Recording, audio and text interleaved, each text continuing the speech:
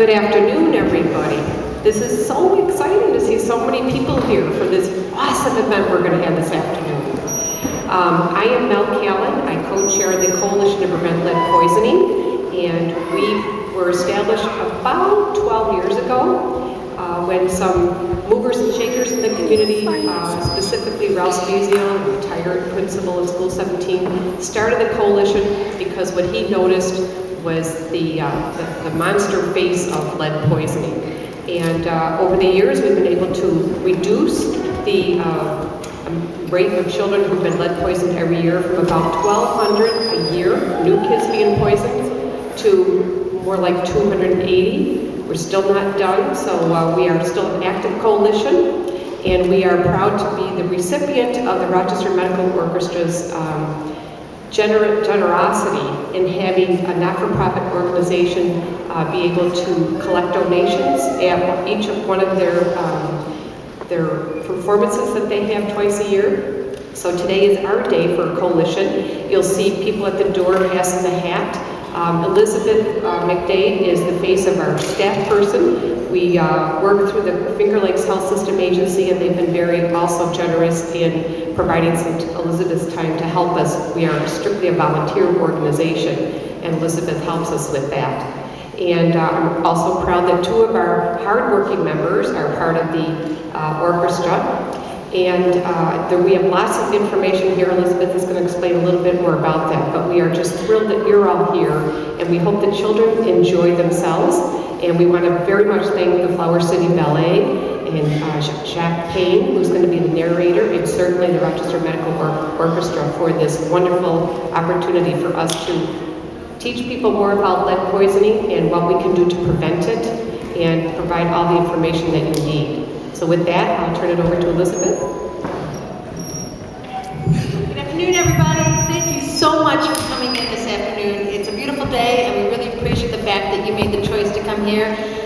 This is going to be an amazing performance. I've been sitting in on some of the dress rehearsals and have been blown away by how fantastic conductor Michael Ruling, the Rochester Medical Orchestra, the Flower City Ballet. I cannot believe how awesome these kids are. Shaq Payne is our narrator. This is going to be a really wonderful event, and we're really grateful that you're here. What you're going to see are people walking around with baskets. This is a free concert, but of course, nothing in life is completely free. So if you haven't already opened up your pocketbooks, we do ask that you please donate whatever you feel comfortable doing. We are always needing more funds, and we are always trying to educate and advocate for children in this community to make sure that they are not suffering from lead poisoning. There's a lot of information back there at that desk. If you'd like to get more information, we can certainly provide that. We look forward to this event, and we just want to thank you very much. Oh, we also need to thank the City of Rochester, who has a table over there with information. You can get free inspections, etc. But they donated the space, and some of the volunteers you see helping today are from the Finger Lakes Health Systems Agency, and we need to thank them as well. So thank you very much for your time, and enjoy.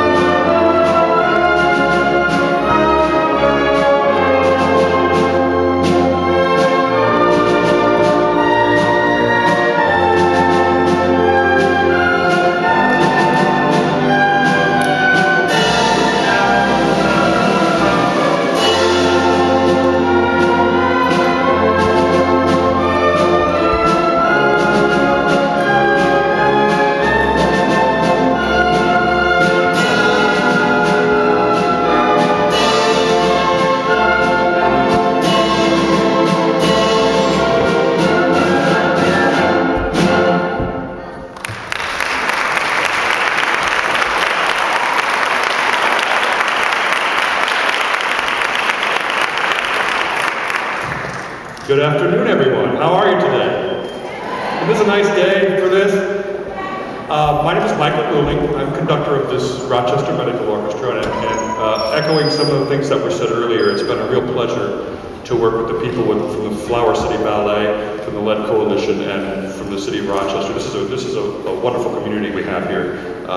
People working together and working towards making it a better community. And I'm almost speechless at how thrilled I am to be able to be part of this, and I'm really happy to see all of you here enjoying this same kind of community effort, community support.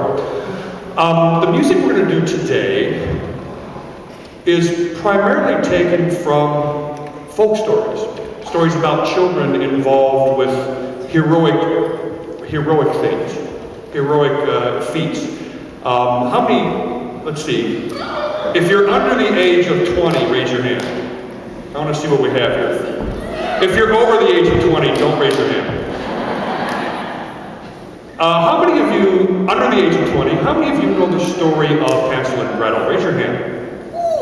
Ooh, yeah, that's a good one, isn't it? You like that, sir. It's a wonderful story, isn't it? It's about a couple of younger children who are heroic. That is, that they overcome struggle, not because they're stronger, but because they're smarter than their foes.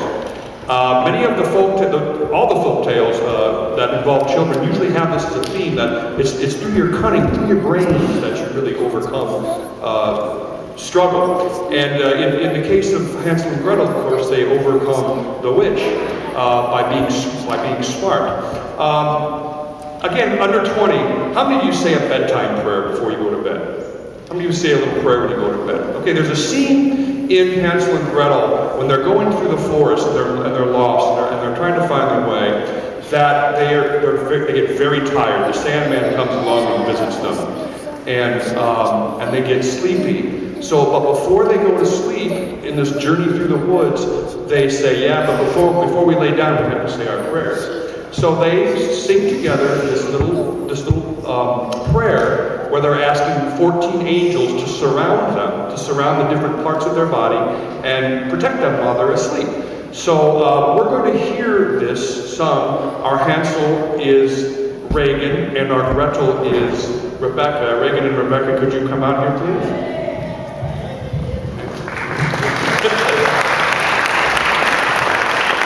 They're going to sing the roles of Hansel and Gretel and sing this little evening prayer, and then what happens after that is they fall asleep, as a prayer should lead to sleep, hopefully. But then following that, in this little opera about them, there's a little pantomime, a little stretch of music where a dream is created. So after they sing their lullaby, those of you under 20 or over 20, listen to the music and think about what the dream might be about when you hear this music go on after their little prayer. So think about what they might be dreaming about as you hear this music, okay?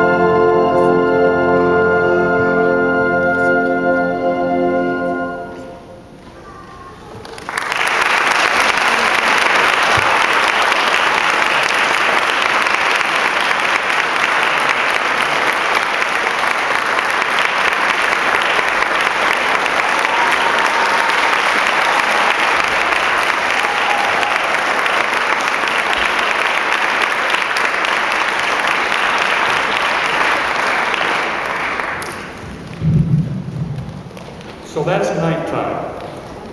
The next little story takes place during the day, thank goodness. It's a story about a boy named Peter that captured a wolf, again, through the use of his head. Now, if I can get personal for a moment, both of these pieces of music are kind of special to me. And I want to relay that kind of personal feeling I have about these. This last piece you heard, the Hansel and Gretel piece, was one of the very first pieces I heard. Are there any of you here that are in first grade? If you're in first grade, raise your hand. Yeah? When I was in first grade, I had a wonderful teacher named Miss Hudson, who used to read us stories and show us the pictures and so forth and so on. She read us Hansel and Gretel one day, and then she played this music. So we got to match this music up with the story, and it was just a wonderful experience for me as a young person to hear the way this music fit the story, and then to be able to use my imagination to create the story in my own mind in different ways. The next story we're going to hear, the story of Peter the Wolf, is also special to me in that my oldest son was a big fan of this piece when he was about 4 years old. He's now off studying in college somewhere. But he had a little brother.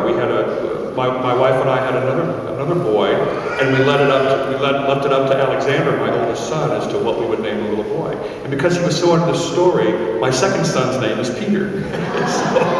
so we have this. Music does this for us. It makes we can personalize it and make it part of our own. And a composer by the name of Prokofiev, a little hard to say, Prokofiev, decided that he wanted to create a musical story to teach young people about the instruments of the orchestra. So he took an old Russian fairy tale and rewrote it. And it's the story of Peter and the Wolf. And he made the orchestra kind of act out the story. So we're going to do that here for you tonight, this afternoon, but it's not going to be just the orchestra this time. We're also very, very fortunate to be able to work with the Flower City Ballet, and they've choreographed the whole story. So not only will you hear the story, you will also see it danced in front of you. It's just marvelous to be able, as I said, to work with so many different people in the community to make things like this happen. Shaq, are you out there? Why don't you come on up? We're going to have this story that in this story, the way Prokofiev wrote it is it's not just the music, but there's a person called a narrator that's going to tell the story. And we have Shaq here to tell the story for us. Can we give him a hand?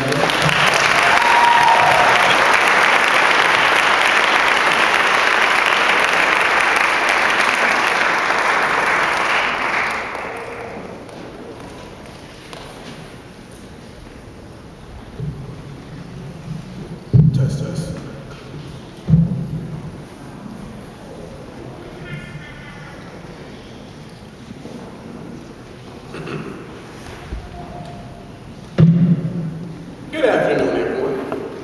I'm going to tell you the story of Peter and the Wolf. It's about a boy named Peter who, with the help of some friends, caught a big gray wolf.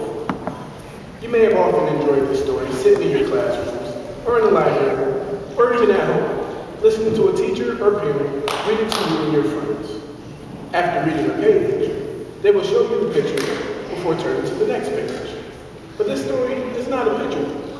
Instead, the Rochester Medical Orchestra and Flower City Ballet will make the pictures for you with music and dance. The characters of Peter and the Wolf are drawn in our minds by melodies played by the different instruments of the orchestra and by the dancers. As the orchestra, dancers, and I introduce you to each character, imagine what they do, how they might move, and maybe even what they're thinking.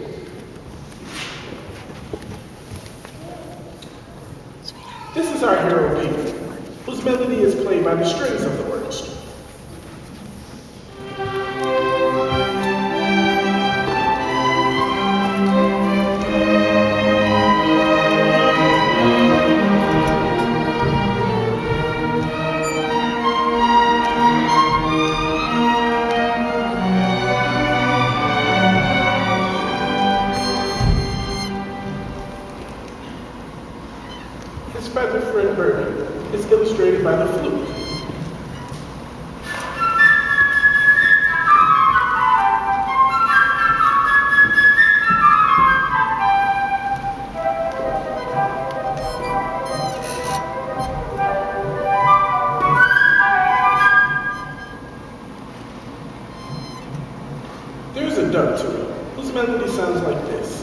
played by the oboe.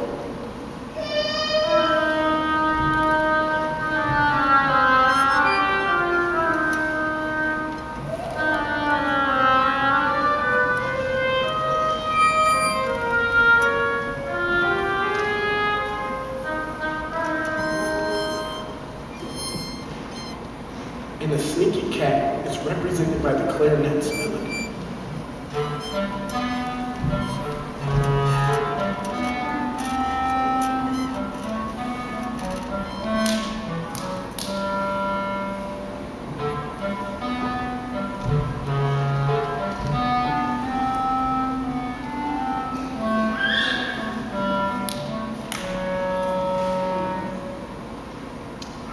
Now imagine what Peter's grandfather was like. As you hear this tune, played by this song.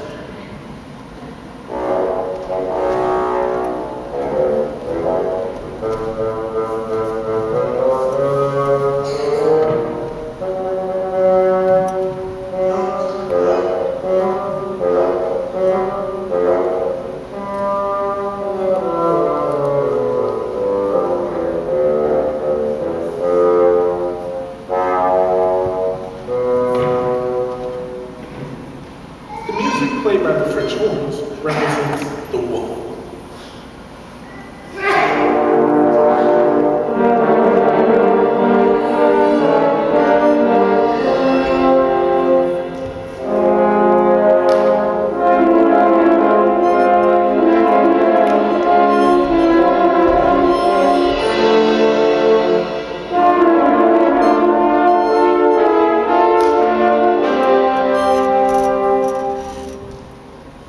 And the hunters following the wolf sneak along like this, with their gunshots sounding like loud kettle drum blasts.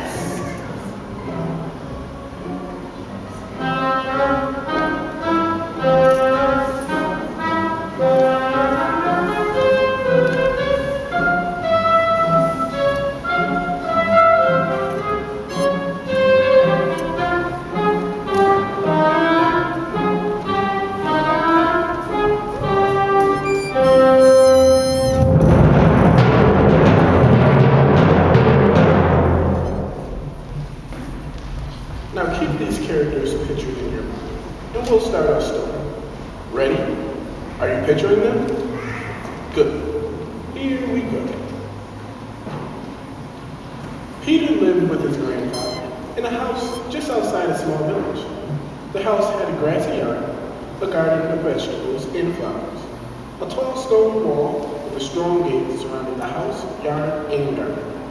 Outside of the wall was a big green meadow, with a tall tree near the gate and a deep pond a few yards away. Beyond the pond was a forest. Early one morning, Peter opened the garden gate and went out into the big green meadow.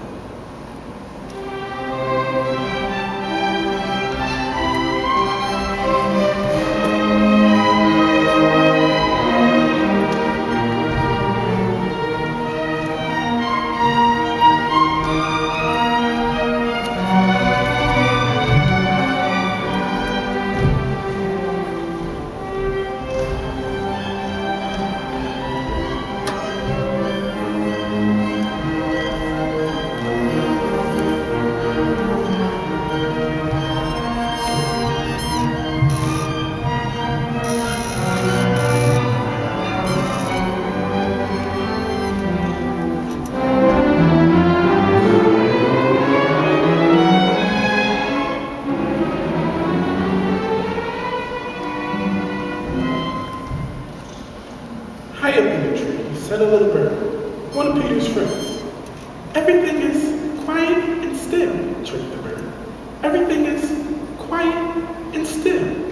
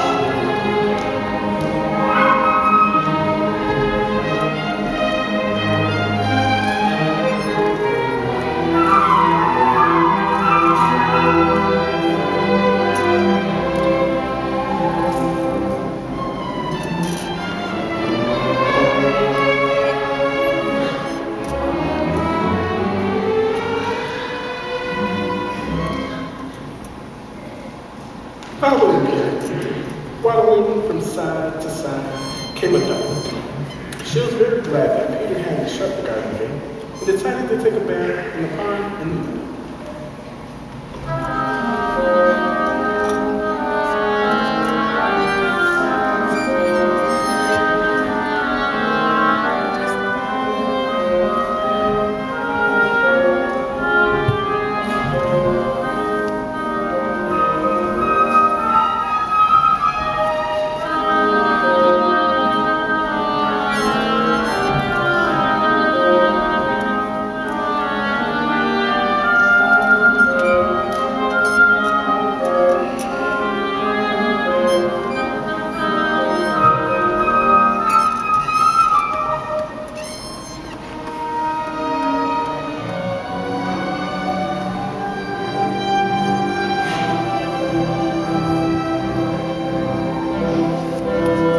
When he saw the duck, Bertie flew down onto the grass, sat beside the duck, and shrugged his shoulders.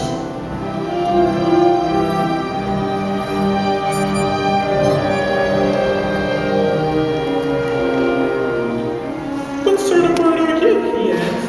Well, you can't even fly. The duck replied. What sort of bird are you? Well, you can't even swim. And with a big splash, she flopped into the pond.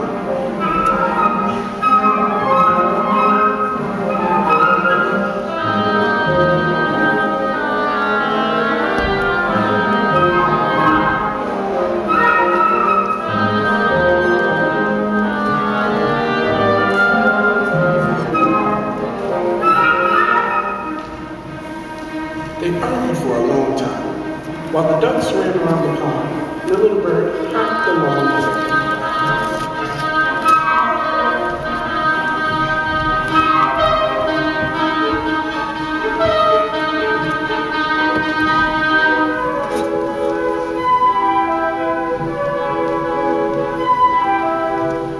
Suddenly, something caught Peter's attention.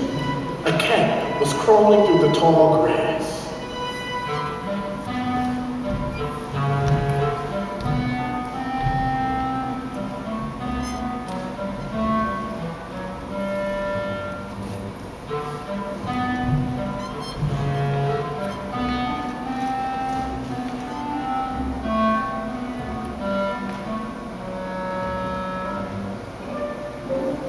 The cat was thinking, so the bird is busy with his claw, and I'll soon catch him. And without a sound, she crept up to him on her velvet paws.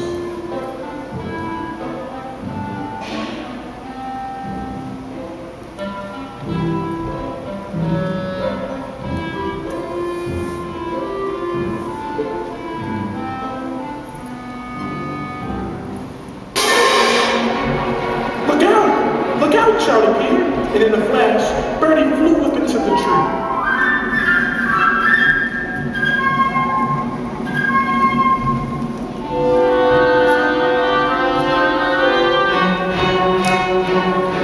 While the duck squawked angrily at the cat.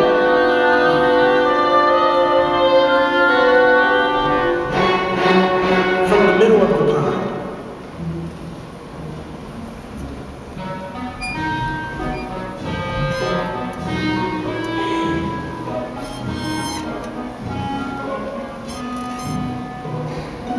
the cat walked round and round the tree, thinking, would it be worth climbing up that high?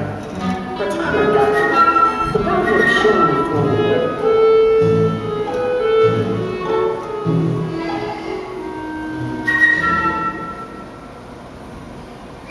Peter's grandfather heard the shouts and came from out the house to see what was going on. He was very angry with Peter for going out into the garden, into the meadow. It's dangerous out there, he said. What if a wolf came from out the woods? What would you do then?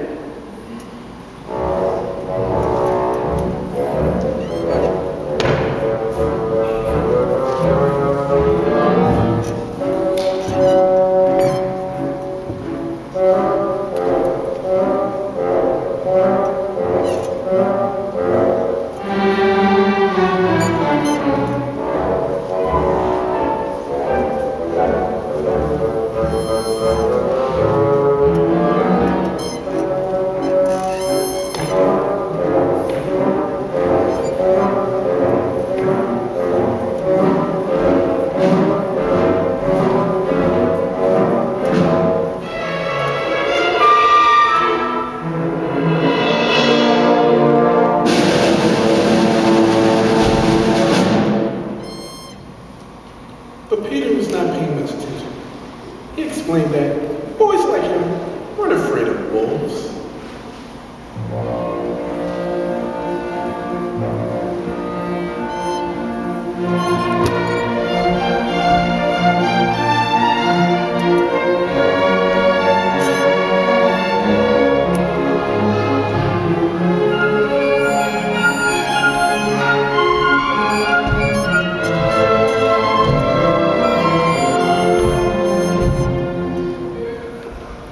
But his grandfather took Peter by the hand, led him back into the yard, and firmly locked the gate.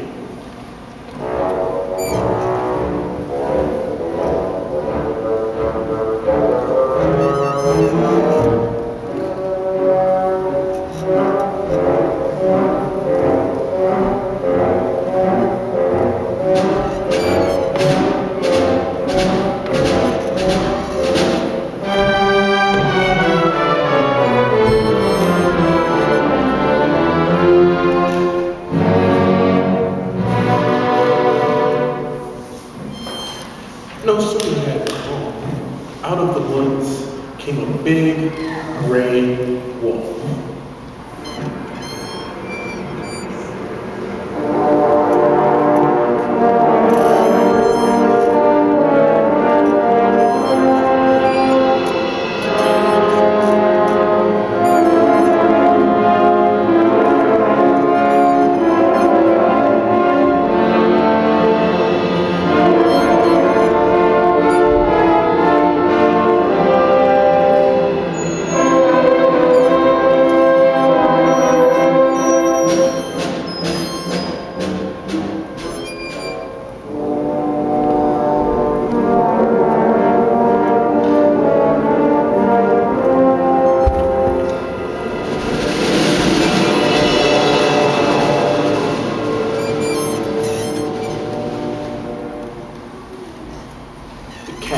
Darted up into the tree.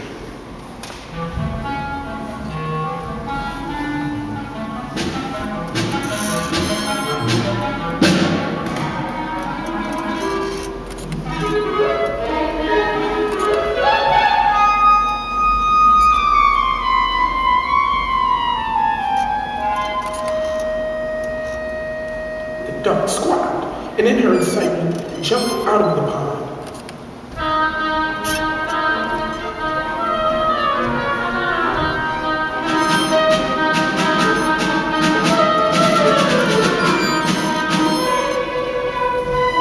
But no matter how hard she tried to run, the duck couldn't escape the wolf.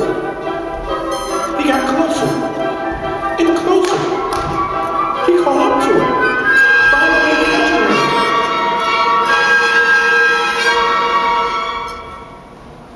And in one big gulp, he swallowed her.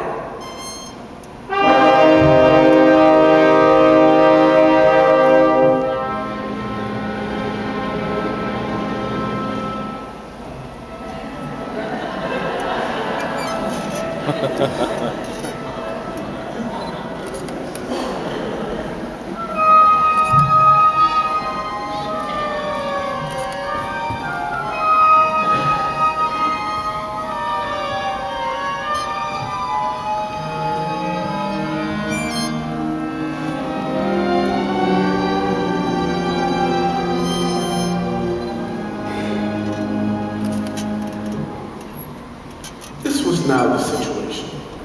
The cat perched on one branch of the tree.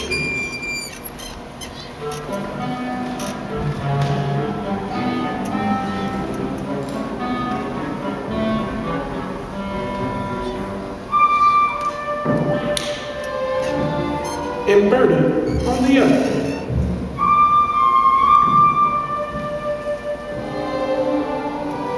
But careful not to be too close to the cat.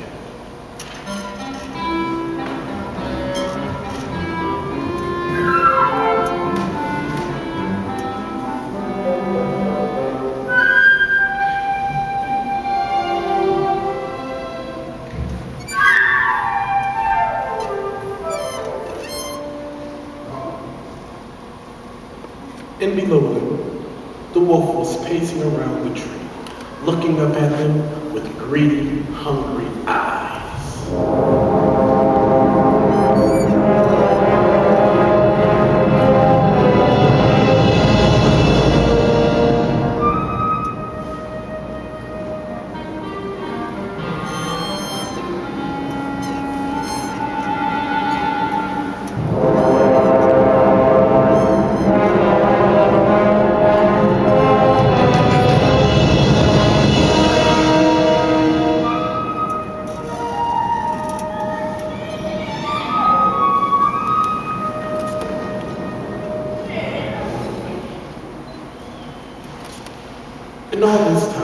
Peter had been standing behind the locked gate and had seen all that had happened without being at all afraid.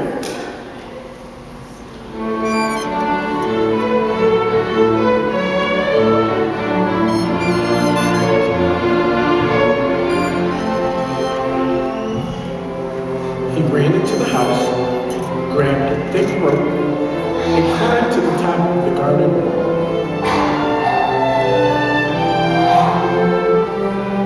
One of the branches of the tree, around which the wolf was still pacing, reached over the wall.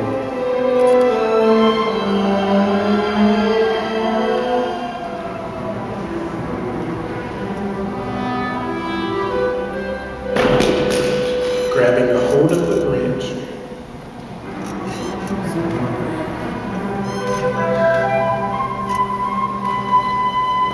Peter carefully climbed over onto the tree.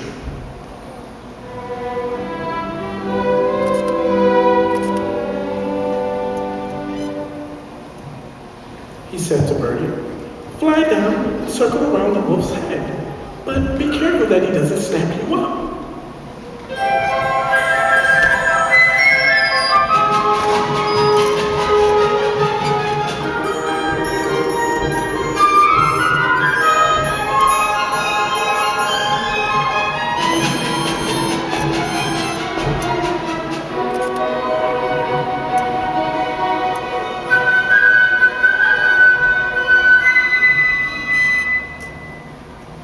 The bird brushed the wolf's head with its wings, and the wolf sprang angrily at him, this way and that.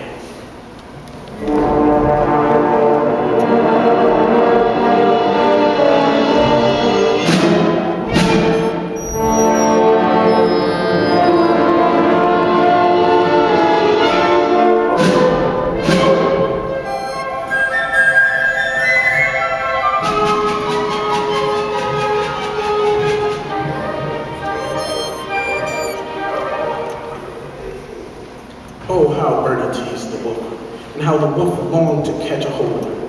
But Birdie was cunning, and try as he might, the wolf simply couldn't catch him.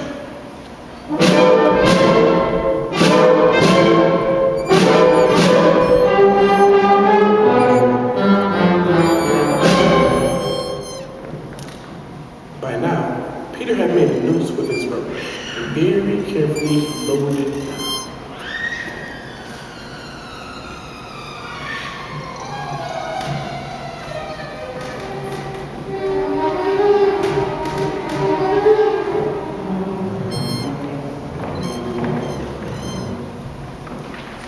He slipped the noose over the wolf's tail and pulled it with all his might.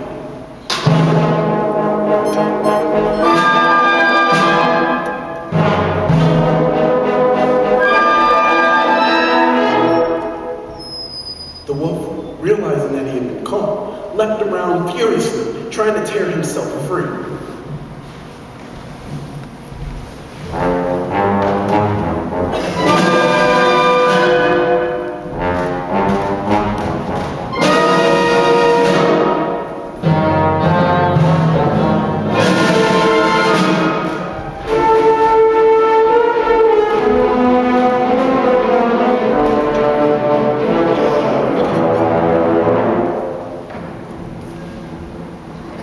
But Peter had tied the end of the rope to the tree.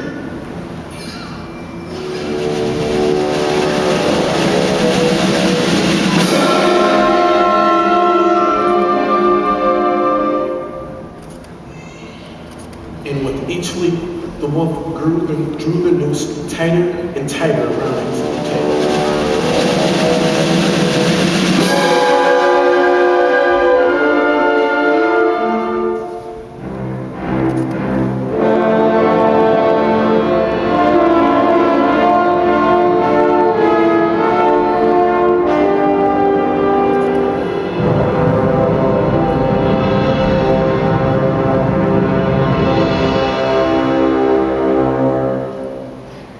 Just then,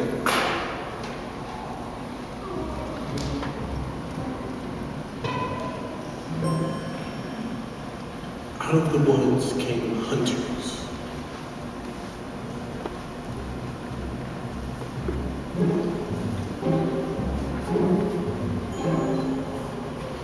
They were following the trail of the wolf carefully and fired their guns.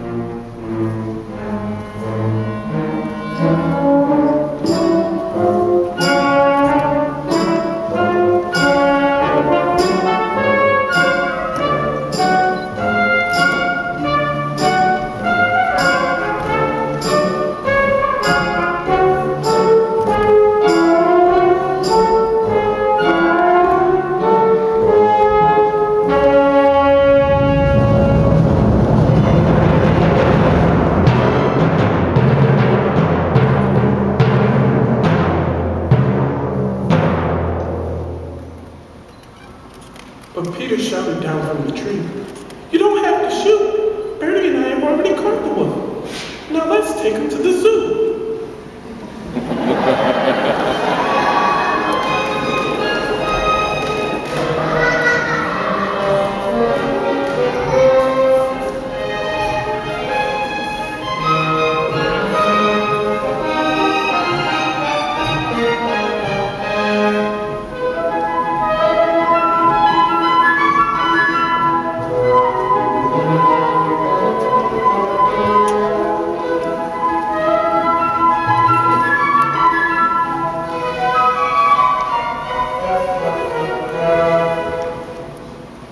And now,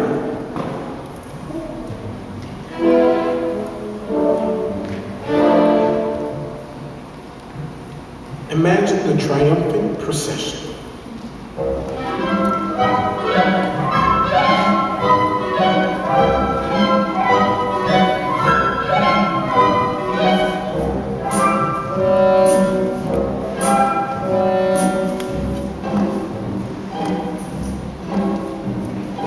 Out in front marched Payne.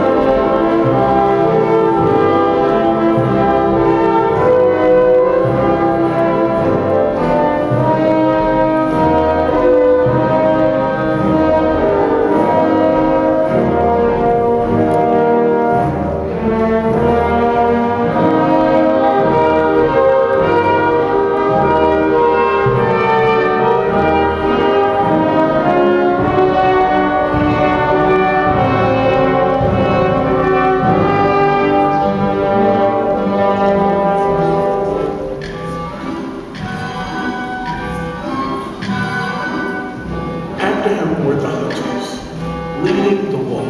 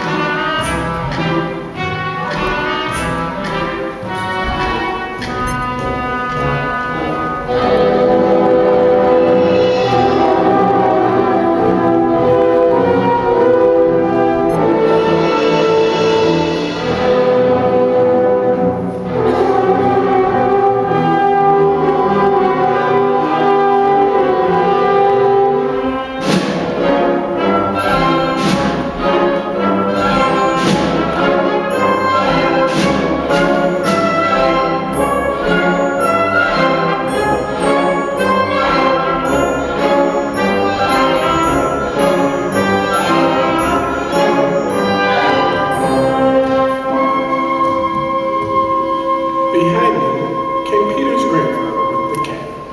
The grandfather was shaking his head unhappily. Well, well.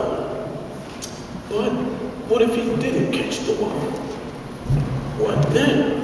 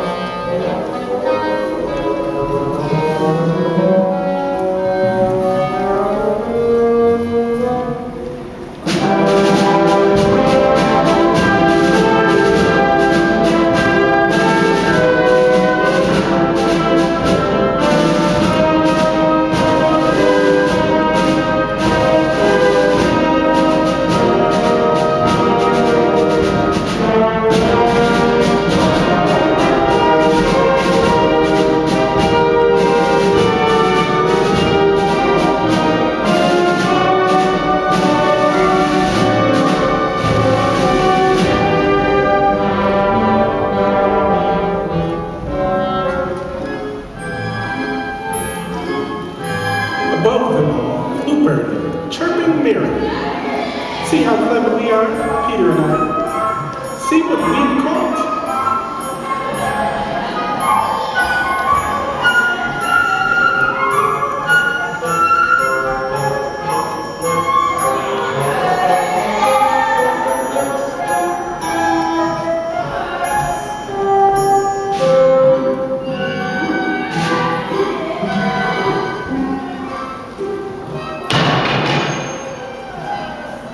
And if you listen very, very carefully, you could hear the dog still quacking inside of the wolf.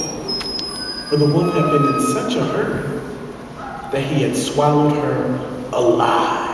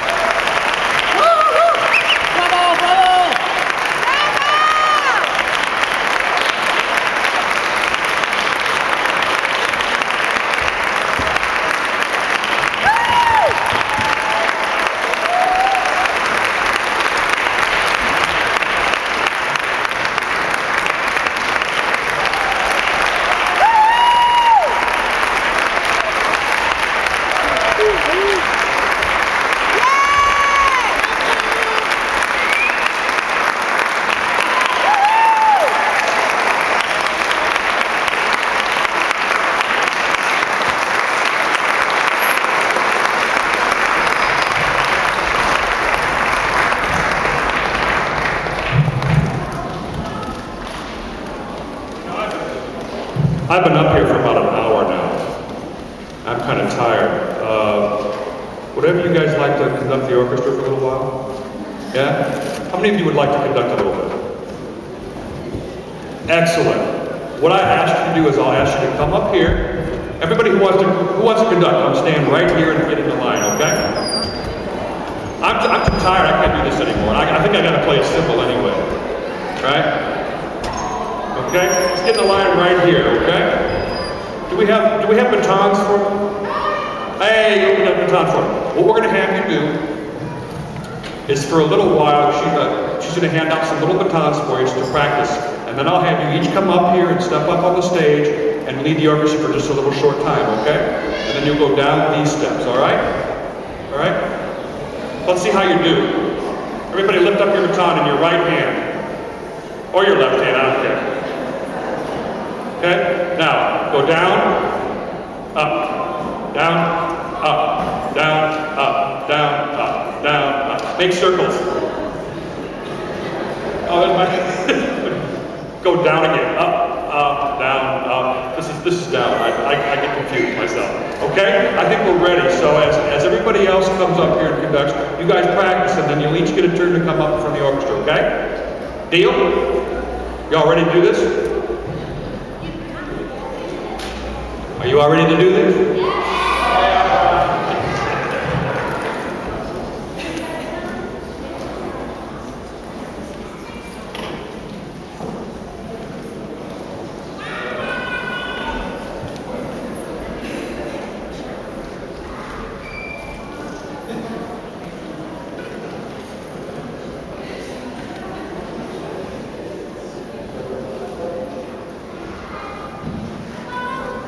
I'll get them started.